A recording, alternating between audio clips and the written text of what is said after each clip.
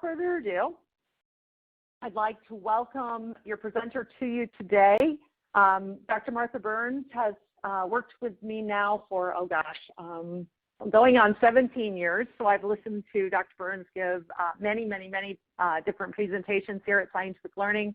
I really enjoy listening to Dr. Burns. I learn something new every time I do a webinar with her, and very excited to have her with us today. She's a joint appointed professor at Northwestern University and has authored 3 books and over 100 journal articles on the neuroscience of language and communication. Dr. Burns' expertise is in all areas related to the neuroscience of learning, such as language and reading in the brain, the bilingual brain, the language literacy continuum, and the adolescent brain. Dr. Burns is also a fellow of the American Speech Language Hearing Association and the director of neuroscience education here at Scientific Learning Corporation. So please help me welcome Dr. Martha Burns. Thank you, Carrie, and welcome everyone. I'm delighted that you were all able to attend today. Just so I can get a feeling for what you are involved with and your involvement with autism, would you please answer the questions on this poll? Your choices are: I'm a parent of a child with autism, I'm an educator of children or adults with autism, I work in another field related, or more than one of the above, because many of you may have a child and also work with other children. So if you could go ahead and click off the appropriate answer there and then just click submit. I'll wait just a second. And then we can see what we have. Many of you are educators. That's terrific. I'm so glad to have you. And you're going to be really interested in the Economist article. I'll talk about it at the end because it deals with education specifically and what educators can do for children on the autism spectrum. Many of you work in other fields, and many of you 8% of you have more than one affiliation, so that's helpful. At the very beginning here, you will be getting these slides. These are some of the newer references if you wanted to get access to any of these. The easiest way to get access to references like this, if you haven't been in school for a while, is you just go to Google Scholar, S-C-H-O-L-A-R, and then type in the senior author, the first author, and then a couple of important words from the title. Just autism sometimes is enough, and all the articles that particular author has written will pop up, and then if you go over into the right-hand column, you can click on any that were funded through NIH or other funding agencies. Those are all free, so you don't have to pay for those. All right. This is kind of interesting, this first slide really, about incidence of autism. You'll see from the next slide that the incidence has been increasing, or the prevalence, I should say, of autism has been increasing in the United States over the last 20 years. This was from the Center for Disease Control, and you see there's no increase since 2012, but this was March 2016. Although in the Economist article that Carrie talked about and that you have in your resources, they say that in South Korea, for example, the incidence is 1 in 34. So, and they said the way that they did their sampling was probably more accurate. So the point is that we have many children in the United States that would be considered to be on the autism spectrum, and we'll talk about why that number has been increasing. Now, one more poll question to help me understand who you are.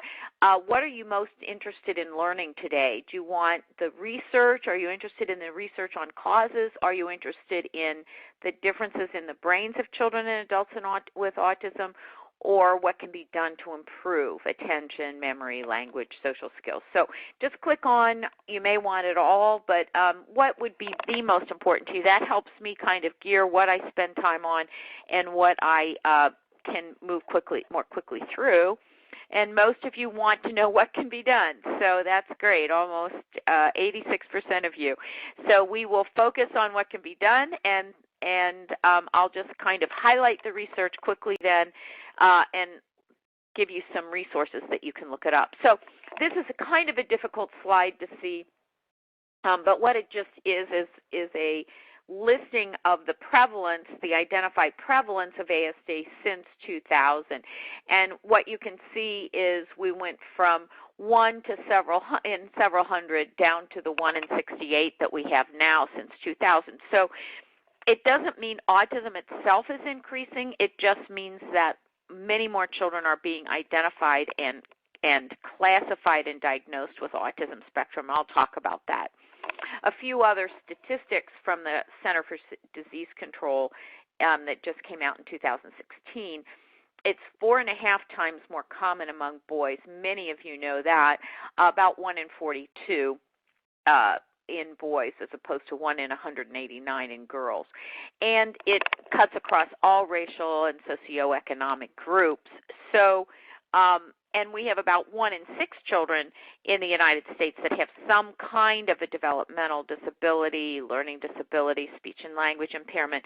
So autism is the most common problem that we see in children. So what do we know? What is going on? What are 5 known issues about the brain and what we understand? First of all is that autism spectrum disorders are neurodevelopmental. The brain of a child on the autism spectrum is different than the brain of a child who doesn't fall on the autism spectrum.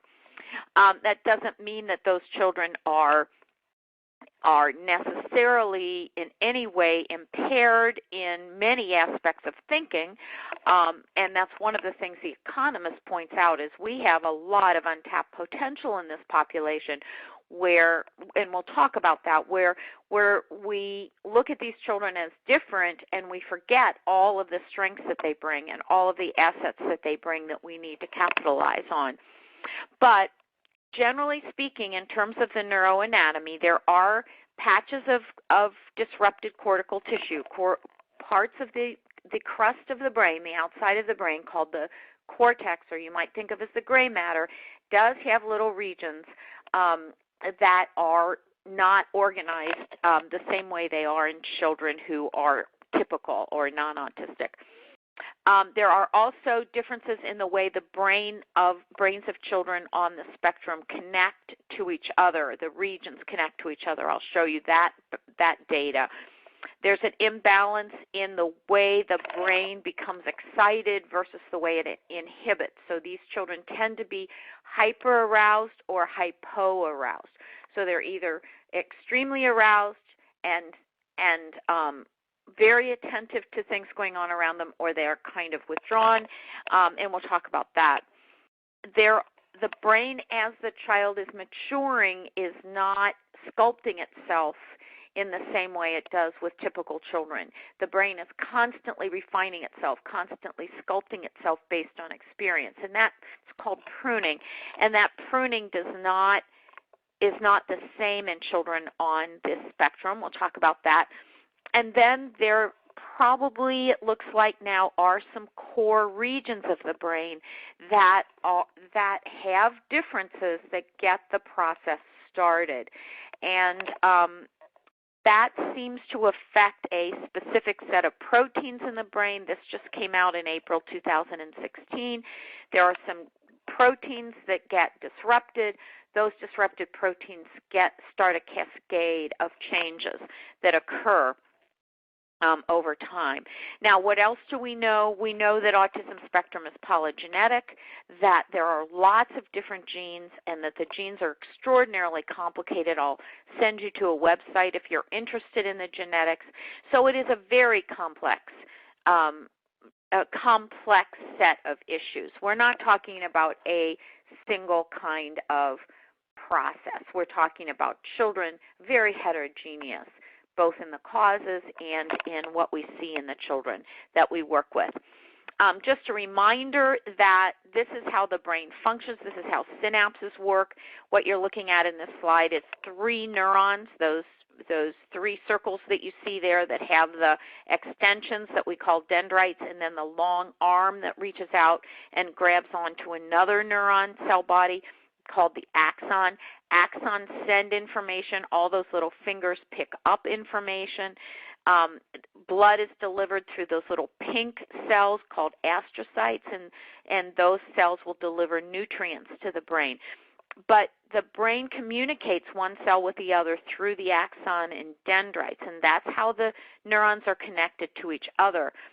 And when they connect in very organized ways, they form networks. And those networks are what we do we have thousands of networks, and those networks are what we use to talk, what we use to do math problems, what we use to interact with each other. And so you can have some networks that are very well intact, that are very strong, that enable a child, let's say, perhaps to draw beautifully, or another child to really be able to play a musical instrument beautifully.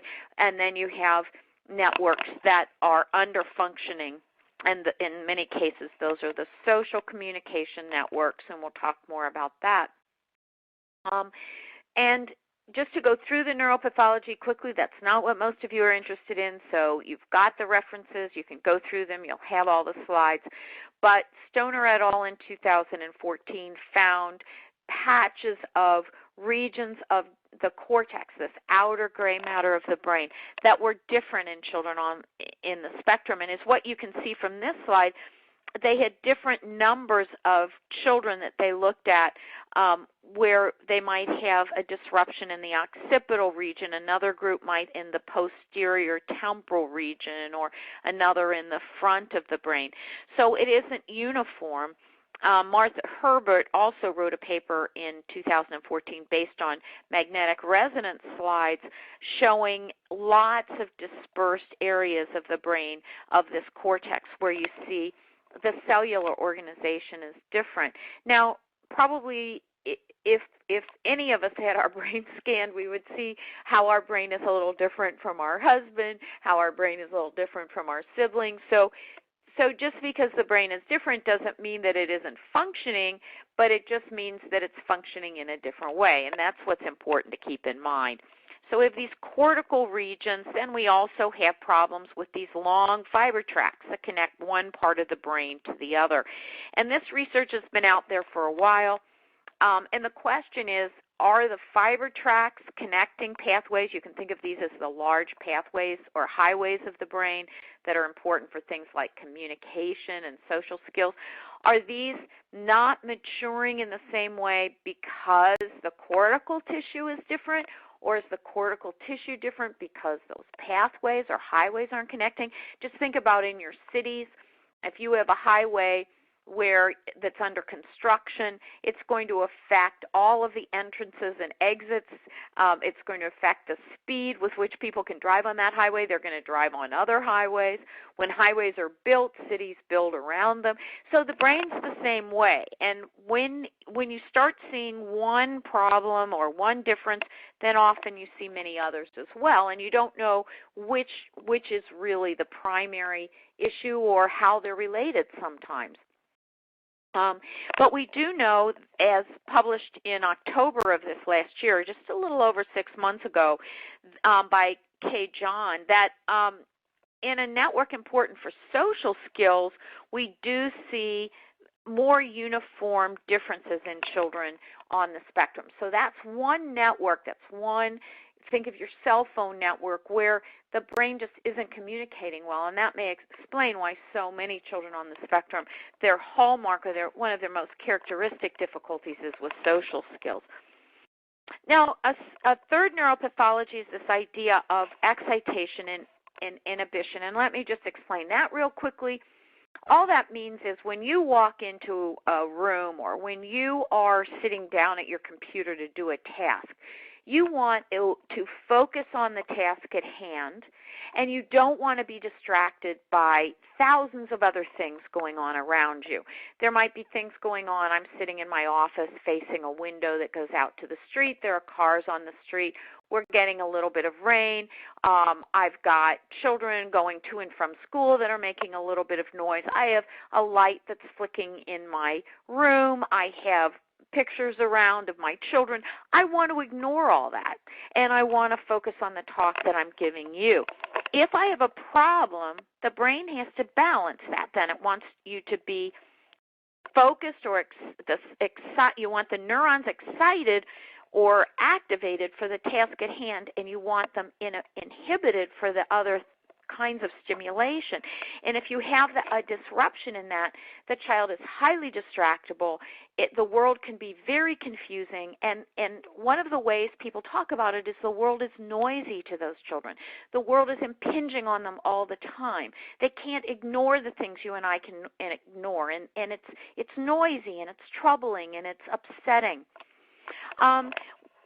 Getting to the idea of genetics, we know that there are genes that regulate this ability to keep the synapses or the connections in what we call homeostasis, balance. So some neurons are quiet and some neurons are activated. You want neurons quiet for information you don't want the brain to be attending to, and you want them to be activated for information you do.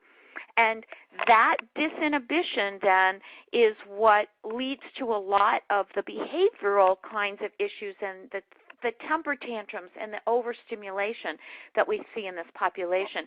Now, while I'm there, since so many of you said you want to know what to do, one of the most important things to do, I should go back to that slide, that we can do neurologically with neuroscience-based interventions is we can quiet the brain.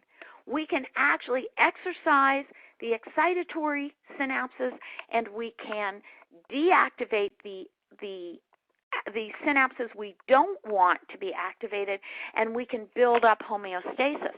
OTs do it with sensory integration therapy. We can do it with neuroscience-based interventions, and that's a very important part of what we do when we work with children. A fourth neuropathology, I said, is this pruning deficit. Again, it's something that we can control with our interventions. As you go through the life, the brain is always trying to prune itself, to mold itself to the world that you're coming into. So you can think of it the way a sculptor takes a piece of clay and carves out what's relevant for what the sculptor wants to have ultimately. And the brain is sculpting itself all the time. So if you're in a world where social skills are important and you're playing with other children and you're interacting with other children, the brain is building up those capacities for play and for interaction and for social skills, and is getting rid of connections you don't need. I don't need connections to track criminals in the woods. I don't need connections to help me navigate through a forest to find wild animals. I'm not a hunter. I'm not a gatherer. So all of those kinds of interactions are going to not occur in my life, and the brain's going to get rid of that. I don't need to speak Lithuanian. I probably will never need to speak that. So any connections that might have been helpful for a language like that, I'm going to get rid of. And the brain's constantly doing that juggling or pruning. Now, it is that pruning capacity that enables neuroscience-based interventions to be so successful. It also allows things like ABA to be so successful, applied behavioral analysis, because what you're doing is exercising the brain over and over and over and over again in the ways you want the brain to be resilient, and by doing that, you're forcing the brain to prune unnecessary connections. Now, we also know that children on the spectrum have trouble with sensory or multisensory integration. OTs have known this a long time. It's the key to sensory integration therapies. And what they know is that children can't handle speech and hearing and vision all at the same time. Their brain becomes overwhelmed by that. So one of the things we're going to talk about when we talk about intervening with these kids is having more structured auditory intervention, having more structured visual intervention, having more structured somatosensory intervention by an OT with sensory integration therapy, so that the child's getting very directed stimulation through the sense that's going to be so important to them. Now, a fifth neuropathology, and this is brand new. This was just published a couple of weeks ago. You can see, and here's the article for you for those of you interested in research at all. And I want to share it with you because it's so important when we start to talk about what we do with these kids, is that it looks like there are core brain areas that have some abnormal development, and that gets the process started. Now, the reason this is important, this is a kind of a slide that's fairly difficult to see. It's a little bit smaller. But some of those early disruptors affect sleep. So one of the things, you can see that's the top one on here in the figure. One of the things that's really important is that when we have infants, we make sure they get plenty of quality sleep. And that if we have a child who's having trouble with sleep, if they're easily aroused, if they're easily agitated, that we start looking for other things that maybe we could do to help that child, maybe quiet the room, maybe get noise out of the room. If you've been using a noisemaker, get it out of the room. If a child's in an environment where they're in the urban environment and there are lights or there's sound from the streets, move the child away from that. So sleep tends to be very important. If sleep is disrupted in a young child's brain, that affects other parts of the brain development. Then the next is attention. And the reason I'm talking about that is it has to do with this world being noisy.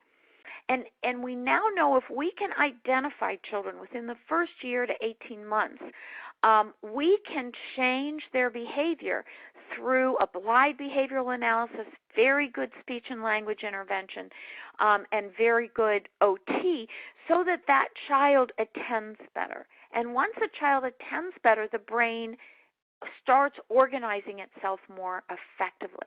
So if we see a young child who seems to be easily agitated, the world seems noisy to them, they become overwhelmed, those are the children we need to get to speech therapists right away and to OTs right away and start fine-tuning those attentional mechanisms. Those in turn lead to aggression, and then they lead to learning problems. So what this research is helping us understand is identifying two core components that if we can tackle those in the beginning, attention and sleep, we may be able to have a dramatic effect on the children later on. And again, in the Economist article, it talks about children who get intervention within the first 2 years of life. Actually, the research shows do not present with the severity of other children that don't get that early intervention. Just a little bit about the genetics, just so you know, because some parents think, oh, maybe vaccines led to my child's autism or some other kinds of issues. And there's a movie out right now that's been pulled from, I think it was Tribeca, that was on that whole issue with Wakefield and vaccines.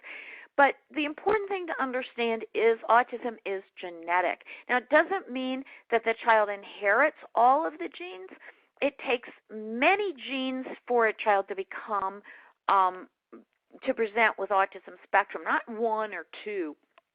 And some may be inherited. I'll explain that in a minute. But some are caused by influences in the environment. And we don't understand all of those, but it would be toxins in the environment, not things like vaccines, but more toxins, things that you might find in insecticides, poisons, things you might find in heavy metals like mercury or lead. So, and the genetics there is some people have genes that predispose them to being more affected by neurotoxins than others. But there's no evidence, of course, that vaccinations in any way commingle with this. So where it gets complicated is you have maybe some genetic predispositions, and you might have a family member or an aunt or an uncle who was eccentric or might have been considered on the spectrum or as actually diagnosed as being on the spectrum. So you know the family has some what are called precursor genes, and then something happens to some other genes, and those other genes become mutated, and that kind of tips the scale. And as I said, we know there may be core brain areas that get the abnormal developmental process started, and those do seem to be genetic. And those are occurring very, very early in development, within the first month or so. So what we understand is what you see in these slides. If you look at this particular slide, you see the big blue bump, And that is the general population. And what you can see with the general population on the left-hand side is the incidence of autism spectrum disorders is very, very low. Very few children present with autism spectrum disorders. Whereas, and as you move to the right, you're starting to see autism traits.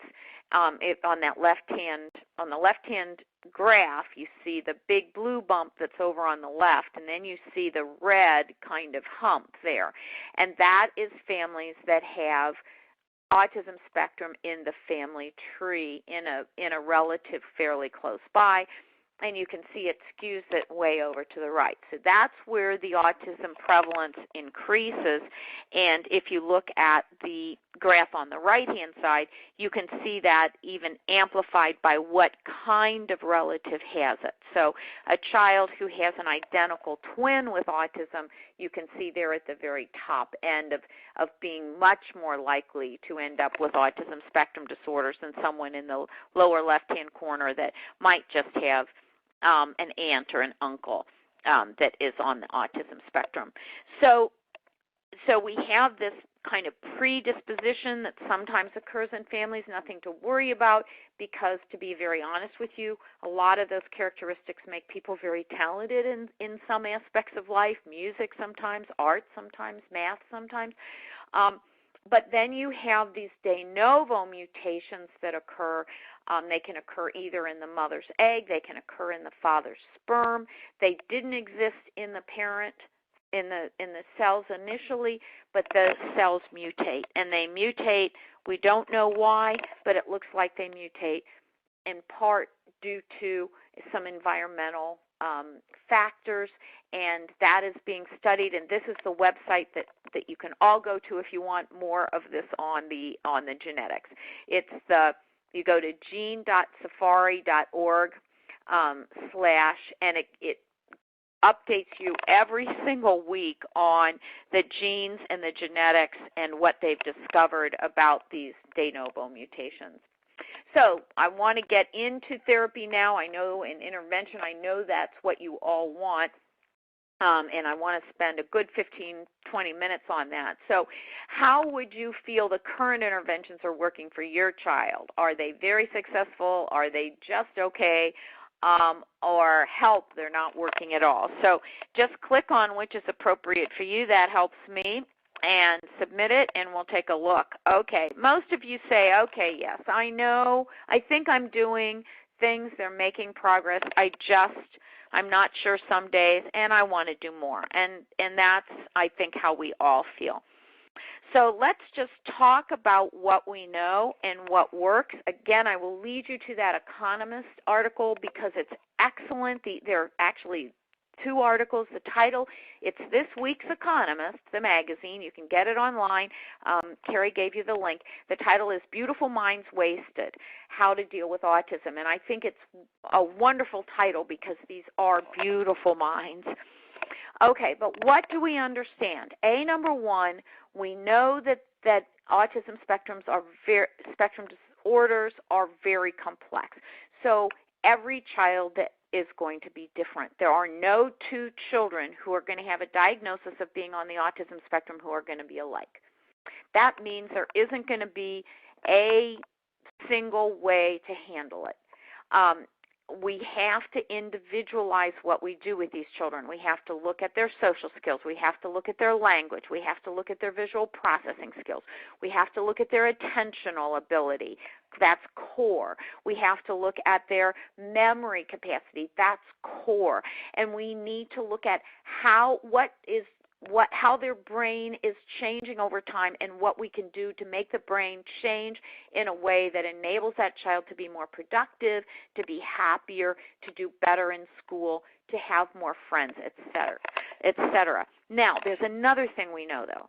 It needs to be very individualized, but it also needs to be repetitive. The brain of children on the autism spectrum, remember, are not pruning well. What does that mean? It means that with you and me, if I do something 5, 6, 7 times, my brain says, oh, that must be important. I'm going to make you better at that. But the children on the autism spectrum, the brains are not taking that kind of repetition and using it to prune so well. They're over pruning some areas, under pruning others. So what we have to do is increase dramatically the intensity of the interventions we use. So one of the reasons ABA is so helpful with young children is often an ABA specialist works with the parents, so the child's getting sometimes 10 hours a day, 5 with the therapist sometimes, and then another 5 with the parents who've been taught how to do ABA. So the child's getting these hours and hours and hours of structure where only the behaviors we want are being reinforced, and the behaviors we don't want, the behaviors that are negative or not constructive, are being eliminated. And that's important. So these 2 things I want you to take away to get started is that you cannot have the same treatment for every child. It has to be individualized. And that treatment has to be intense, those treatments. Let's look at one individualized neuroscience-based intervention that has been used. It's the fast-forward language intervention. It was used with over 100 children, and it's a retrospective study, so 100 children who used it were sampled on all sorts of different tests and all sorts of different behaviors after they went through it. They looked at age-equivalent test scores before and after treatment, and they looked at results of functional skills on a checklist. And what you can see is that the first thing, and remember this is a core component of autism, a core aspect we now know from this brand new research that was just published a couple months ago, that if there are attentional changes, those seem to cause a cascade of others. So the first thing we want to tackle is attention. So let's look at how a neuroscience-based intervention can address attention. And the nice thing is that's what Fast Forward was designed to do. It was designed specifically to improve auditory, language, attentional skills. We call those auditory verbal attention. And what these therapists found was that 80% of the children out of this 100, so 81 children, showed improved attention for testing, improved attention for computer activities, improved attention for structured therapy activities, so they were benefiting more from therapy itself, and for listening to stories and for group activities. 1% showed no change in attention, maybe even it didn't benefit them, and then 18 seemed to be about the same. But 81% is huge, and what it means is if we can get these children over that attentional hump, we can get at one of the core problems and get those children to move on. Now, the second thing we all know is that children on the spectrum have problems with language. Fast Forward language was designed specifically to tackle language problems. Now remember, we want to individualize our instruction. So we may have some children on the spectrum, especially children with Asperger's syndrome, for example, who have pretty good language. And for those children, I might not want an intensive language intervention. I might want a more intensive reading intervention. I might want a more intensive visual problem-solving intervention. But for children where language is a core component, we need an individualized instruction that moves them through language structures. That's what Fast Forward does. So when we look again at language structures of these 100 children on the spectrum, we see that 83% of those children showed improvement in, or 63, showed improvement in out of the 86%, but 83 total in response time to language, following directions, understanding humor, comprehension, imitation of words, use of new vocabulary, the length of their utterances, their ability to answer questions, both questions that are yes-no questions and questions where you say what and why, and they talked more fluently and they expressed themselves more. So again, a vast majority of the children, we see improvements in that core language skill. And so if your child has a basic language issue, that's one thing you really want to target. Third was social communication skills. Now, what's interesting is Fast Forward language is not something you consider social skills training. It isn't. You're not sitting down teaching children to interact in a conversation. You're not helping them with dialogue. You're not building eye contact. And yet, for the vast majority of the children, 76%, there was improvement in social communication skills. Now, the reason for that seems to be when you have a program like Fast Forward that's designed to drive changes in specific language networks, those same pathways, those same networks underlie social skills. So will the child also need some social skills interaction training? Yes. But just by building up that neurological network in the brain, we saw over 3/4 of those kids show improvement in social communication. Their eye contact improved. They addressed people by name. They were appropriate in attention-getting behavior. They were appropriate in their protesting, and they were able to negotiate. Imagine that. So that's so exciting. Now, we had another study done by Nicole Russo and Hornickel and Dr. Nina Krause at Northwestern University, where they looked at auditory processing skills and auditory attentional skills in children who were on the autism spectrum. And they ran a series of the Fast Forward programs, not just Fast Forward Language, but also Fast Forward Literacy, Literacy Advanced with some of the older children, even got into some of the reading programs. And what they found is that the child's ability just to be able to have their brainstem track sound, and remember that goes back to this inhibition and excitation. The brains are able to focus on sound and ignore other things and track that sound, and it improved dramatically in many of the children after they went through Fast Forward. So we have some very objective research that was done showing that some children benefit dramatically from that intervention. And then finally, we have fMRIs that show how when you have children with reading problems, struggling readers, and we look at them on fMRIs and we compare them to typical 7-year-old readers, we see parts of the cortex that aren't activated. And we know now that we have cortical areas of the brain that are affected. We know that from the research of Stoner that came out in 2014. And some of those core areas in the temporal lobe are enhanced after just 6 weeks of using Fast Forward, and you can see that in the slide at the right. So to summarize then this Economist article that came out that I hope you'll all have a chance to read, and in their 2 sections on how to deal with autism, what we're seeing is less than half of our students who are diagnosed as being on the autism spectrum are graduating from high school. But we know that we have the technology and we know that we have the capacity to increase that.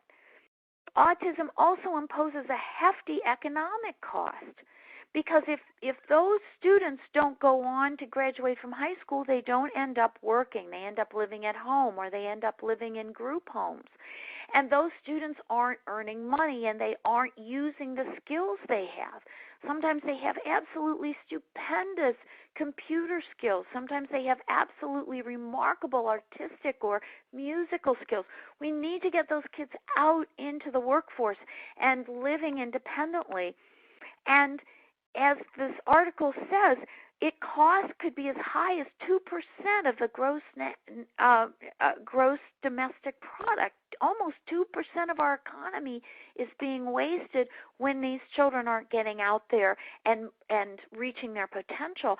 And as the article says, we have the research now. We know the answers. It doesn't need to be the case. And so they conclude the article with a quote that I just love, and then I'm going to take all your questions. Beautiful or otherwise, an autistic mind is a terrible thing to waste. We know what works. We know some of the things we can do to help these children. Let's get them moving on. Fast Forward is one tool. It's not a cure-all, but it's one tool that's designed by neuroscientists very specifically to drive development of the pathways and networks that we know are underdeveloped in children on the spectrum. Not all children, but a lot of children. And we know that we can build those superhighways. We've got the research to show it. We know that we can cross-train attentional skills, memory skills. We've got Nina Krause's research on processing skills. We know we can build the reading skills, and we can then get those students moving along through school so they stay through high school and they can become employed. Just one quote for you from one parent. My son is, I hope you can all still hear me. My son is 11 with high-functioning autism. He's finished on one segment, and the results are great. He's able to sound out words, spell better. When you see this, these children then end up getting through high school, and that enables them to become productive members of our society.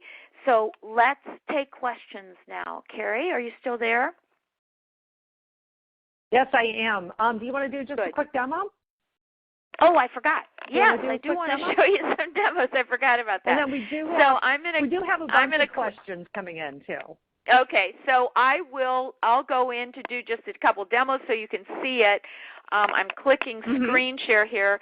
Takes just a minute, but there it seems like we're up. So hopefully you can now see my computer and my desktop. And what I'm going to do is start by showing you how these neuroscience programs work. So what can this neuroscience program do? How could it possibly drive these changes in the brain for children on the spectrum the way it does?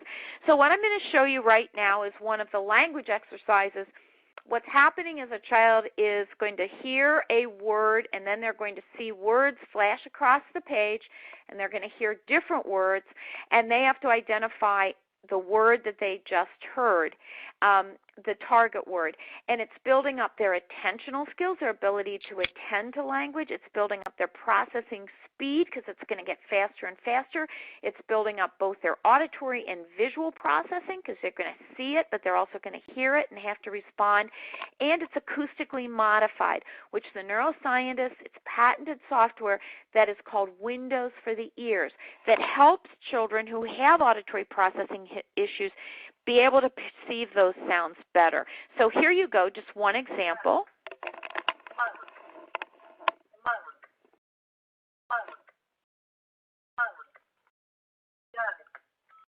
And I think, Dr. Burns, the audio and the screen are a little bit delayed.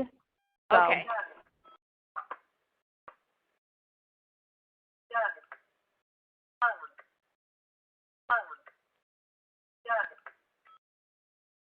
Okay, I'm going to do it one more time. It's not that long, and it's a little delayed for some of you, the audio.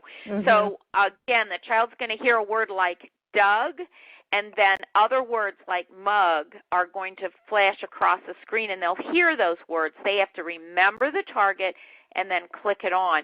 And it wouldn't be delayed, obviously, when a child's doing it on the computer. We've got the issue of playing this for you all over the world, including Ireland, so there may be a little audio delay. But I'm just going to show you again, just real quickly. I won't show the whole thing. But again, the target word is Doug, and that's what the child will listen for.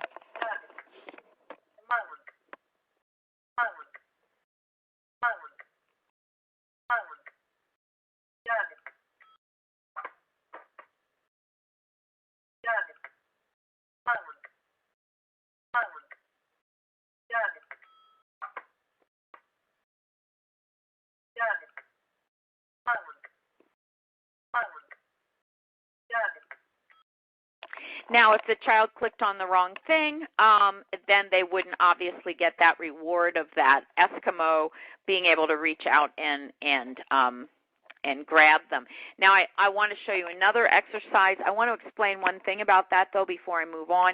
The child didn't get to see the word the first time they heard it, because what we're trying to do is build up the child's ability to attend to speech without using other cues to help them. We are just trying to build up that auditory attentional system. So that's why I showed that to you, because that's what makes the attention so strong. Here's another exercise that works auditory attention to speech sounds as well as auditory memory. This exercise is more like a concentration game where the child gets to click on a square they get to hear a word, and then they get to click on other squares and hear other words, and they have to remember where that word was that they clicked on before. So this gets at, again, auditory, attention, and memory, but I want you to see it so you can see how this is highly repetitive, very structured, building very specific capacities that the child is going to need to be able to do other things, like comprehend a teacher in a classroom. So here we go. This takes just a little longer to pop up. Hopefully it'll come up for me. You're seeing me click it, but yeah, it's a little bit of a delay too. There it is. There might Open. be that too. Okay, there we go. Okay.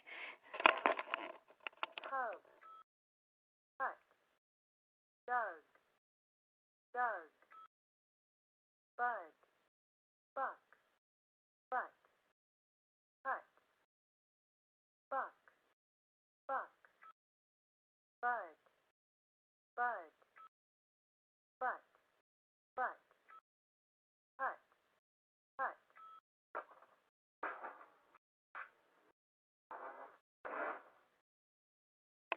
Okay, and just a couple of other things to highlight about that and to remind you about is that when you have that kind of stimulation, it's auditory. They don't get to see the word, and you might think, well, why don't you show them the word? And the reason is many children on the spectrum, especially if they're Asperger's diagnosis, will learn to compensate reading, and we want them to build up their listening skills. So the child doesn't get to see a word, doesn't get to see a picture. They have to remember the word, and they have to remember where they heard it and ignore all the others. And the words are very similar: dug, hug, mug, or hat, cat, fat, so that you're really building up and fine-tuning and pruning the brain to be excellent at paying attention to language and auditory skills and nuances, because that's so important when they get into school. Okay, so I will stop sharing my desktop. I think that's how I do that, and take some questions from all of you. Oh, gosh, we have 35 questions right now. Oh, my, okay. So we're not going to have time to get to all of them. I want to put that out there up front, but I'm going to start going through the questions that I've gotten multiples of. That might be the best way to start. Okay. First thing is, let me go from easy questions to harder questions. Does the Fast Forward program need headphones, and how time intensive is it? Okay, that's really very good questions. Yes, we recommend headphones. Now, many children on the autism spectrum are tactily defensive and don't like things on their head.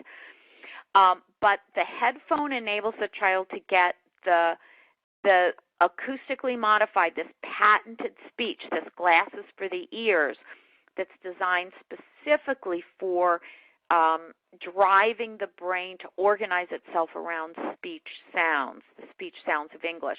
So we highly recommend that the children use the headphones, and we prefer over-the-ear headphones. So what I do with children on the spectrum is I actually spend often a week or two getting them desensitized to the headphones. So they are, we pretend that we're in a spaceship, and I bring a spaceship in, and they pretend that they're driving a spaceship, and they've got the headphones on. Now, another thing is, some of you, if you've done some of the listening programs, they recommend that the children don't use headphones for other programs, but that is not true of Fast Forward. All of the listening programs, AIT, TLP, do say Fast Forward it's fine to use headphones with. So, yes, we recommend headphones. Then as far as the intensity, you can start with 30 minutes a day, 5 days a week. For many children on the spectrum, that's pretty much what they can tolerate. You can go up as high as 90 minutes a day, 5 days a week. For older students on the spectrum, or for students who really like computers and can tolerate sitting that long. So I would never recommend less than 5 days a week, but 5 days a week, up, down as far as 30 minutes a day is okay, and we do have good research showing that that's effective. Now, the one caveat is if you do 5 days a week of 30 minutes, it's going to take you longer to get through the program than if you do 90 minutes a day. So the more intense it is in terms of the length of time, the faster you get through the programs. But for children on the spectrum, I don't worry about that because I really just want to get their brains so that language and listening skills and auditory attention and auditory memory are improved.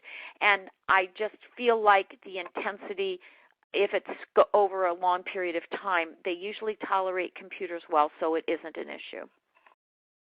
Okay, someone asked, please re-explain synaptic plasticity. Okay, so synaptic plasticity then is the fact the brain is an experience-dependent organ. And what that means is that unlike your liver, your heart, your kidneys, you're born with them and you've got what you're born with. But the human brain is designed to shape itself based on experience. And so the term is experience-dependent organ. So if you're born in Japan, your brain is good at Japanese. If you are a musician, your brain gets really good at music, and it gets better and better and better the more you do that.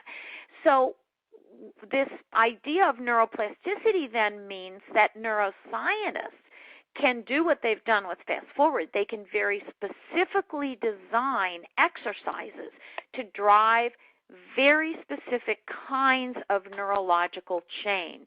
And what they've done with the Fast Forward language program is design exercises that drive those fiber tracks and networks important for language, important for auditory attention, important for memory skills, important for what you need to do well in school.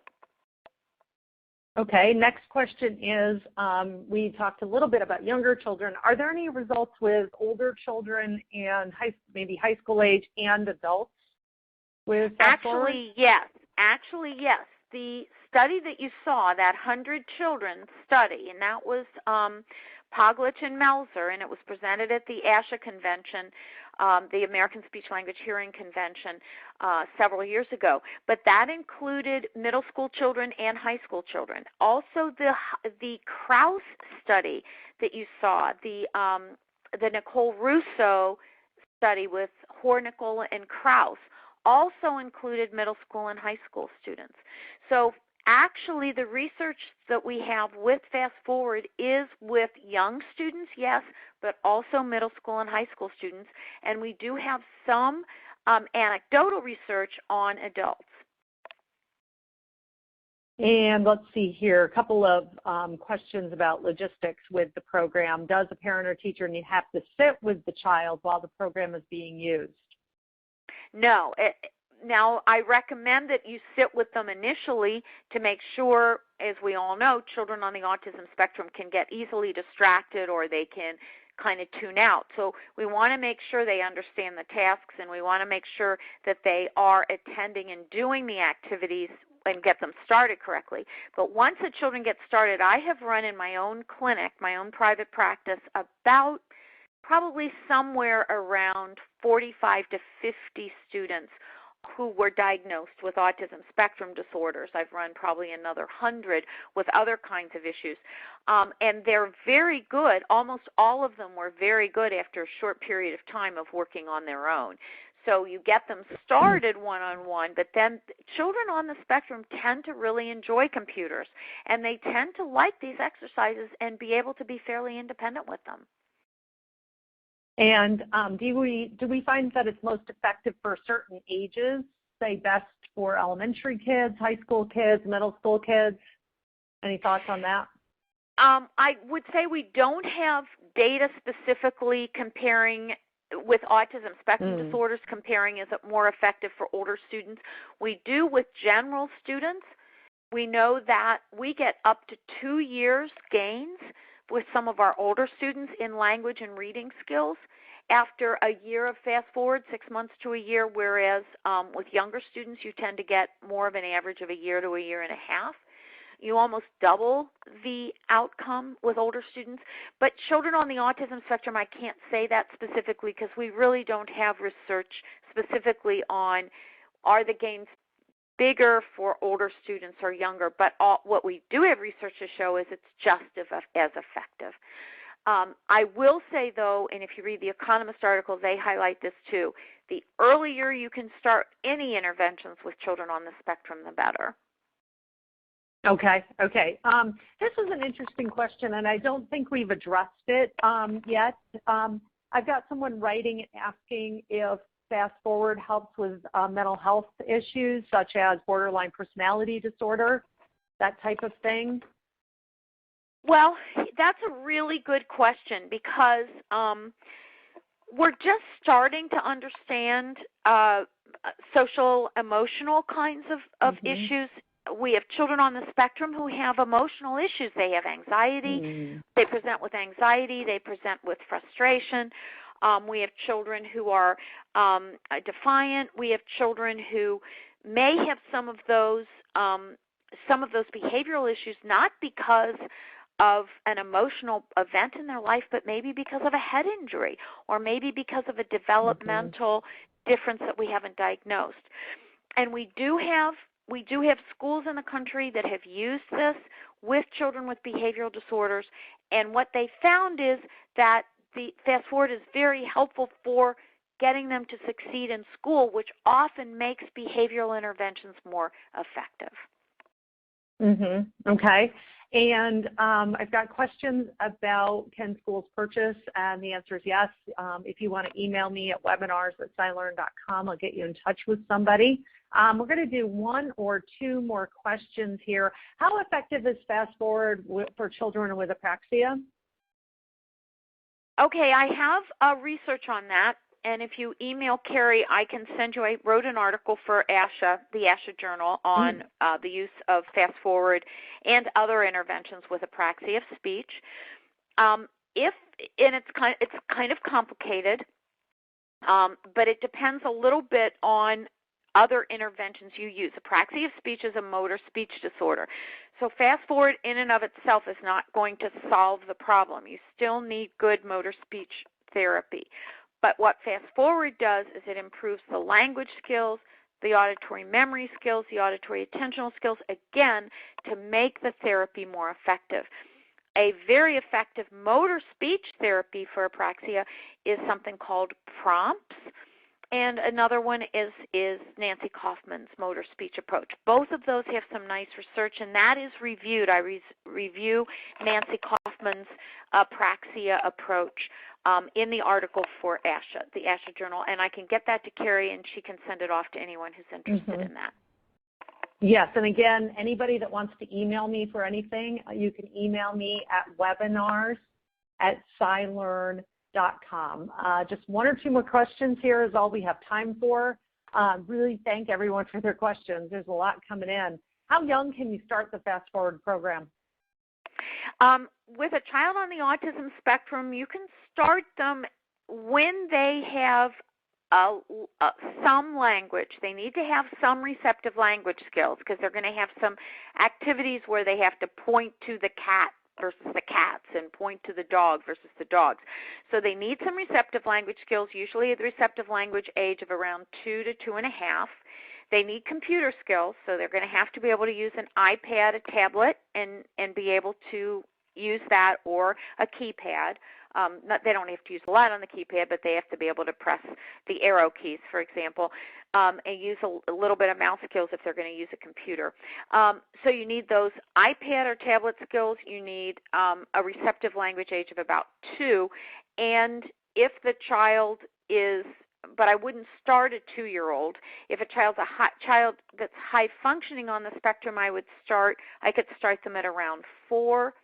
If they're kind of moderate or lower functioning, I might wait till they're 5 or 6. Okay, here's a question that actually I want to thank the person for asking it because it's actually personal interest of my own. How effective is Fast Forward for children who are a little more severely affected by autism? Do we have any research on that? It's very effective in that you do see results and you do get results that are pretty dramatic. But it's important to keep in mind that if a child is more severely involved, you're going to need many interventions. You're also going to need a good OT intervention. You're going to need lots of interventions. The more severe a child is in general, the more interventions we want to use. But fast forward is a great way to get the brain moving in the right direction so those other interventions are successful. Got it. Okay, that's good. Okay, great. We are at 1 o'clock or a little bit after 1. I want to thank Dr. Burns for all this great new information. Again, at the bottom of your screen, and when you get the link to the recording, you can get all the resources we talked about today, the presentation slides, certificate of attendance. You can take a look at the Economist spread online with, there's, 10, 15 different autism articles. And then Dr. Burns wrote a blog article for us last year called 4 New Research Finding About Autism. Again, that was a year ago, so again, that was 2015's information. And again, she covered more of the research that's out there now on autism. If you have any lingering questions, feel free to contact us at webinars@scilearn.com. And again, webinars@scilearn.com. Feel free to email me. As soon as the webinar ends, you'll be prompted to take a survey. We really appreciate any comments, feedback. What do you want to hear from us? What other topics can we talk about for you? And I just, again, want to thank Dr. Burns for her time, and thank you all for joining us, and hope to see you all again online soon. So have a great day, everybody. Thank you. Okay, bye-bye. Bye-bye.